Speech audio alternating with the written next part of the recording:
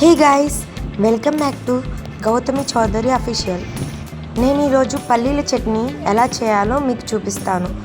దాంట్లో కావాల్సిన పదార్థాలు: ముందుగా పల్లీలు, టమాటాలు, పచ్చిమిర్చి, అలాగే కొద్దిగా చింతపండు, జీలకర్ర.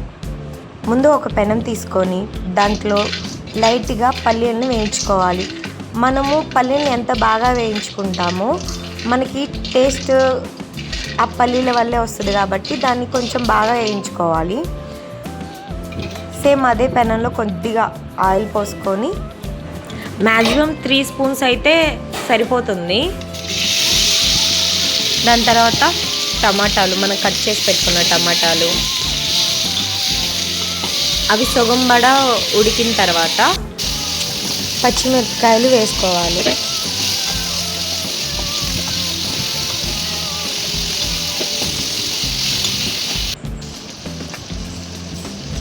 రుచికి సరిపడా చింతపండు, అలాగే కొద్దిగా జీలకర్ర వేసుకోవాలి. వేసుకున్న తర్వాత ఒక 2-3 మినిట్స్ అలా ఉంచేసి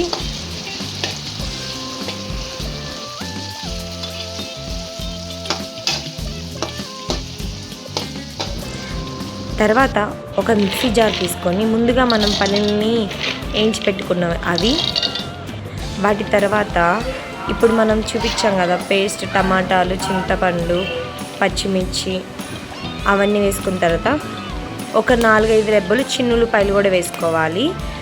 దాని తర్వాత కొంచెం రుచికి సరిపడా ఉప్పు, అంటే కల్లుప్పు వేసుకోండి మీ దగ్గర ఉంటే. నాకు అందుబాటులో లేదు కాబట్టి నేను సాల్ట్ వేసుకుంటున్నాను. ఒక స్పూన్ ఆయిల్ వేసుకొని దాంట్లో కొద్దిగా తిరుమాత గింజలు వేసుకొని మనం పేస్ట్ చేసుకున్నాం కదా పల్లీల చట్నీ, దాన్ని దీంట్లో మిక్స్ చేసుకోవాలి. ఇది వేడివేడి అన్నంలో తింటే నా స్వామిరంగా ఎంత టేస్ట్ ఉండిద్దంటే వేరే లెవెల్. నా వీడియో కనుక మీకు నచ్చినట్టయితే లైక్ చేయండి, షేర్ చేయండి.